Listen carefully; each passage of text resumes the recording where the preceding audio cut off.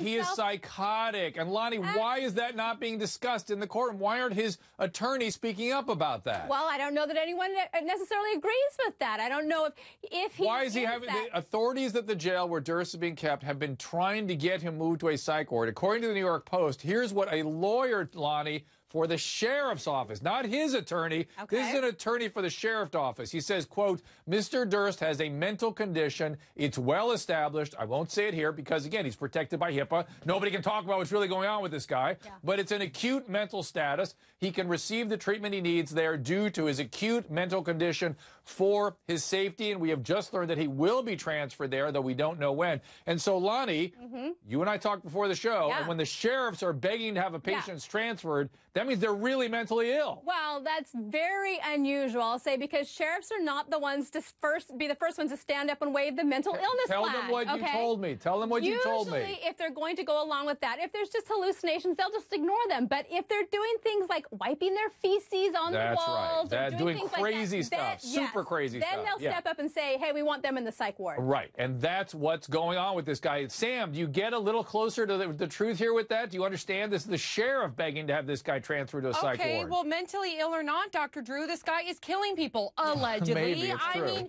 I'm sorry, someone that dismembers, admits to dismembering their friend. Oh, I'm sorry, it was self-defense. That's a big red flag. If you were to shoot someone in self-defense, you call the cops. You don't dismember them and hide them. That screams guilty. Okay, all right, I will grant you that. Emily, can you put the two things together for us? I'm saying we've got a guy who's responding to internal simulation. I've treated a whole lot of these guys. We used to have a whole ward filled with these entitled, chronically psychotic, very wealthy people, and they were insufferable. They were tough to deal with. I'll grant you that. They didn't dismember people, so how do we put that, how do we bring that in here?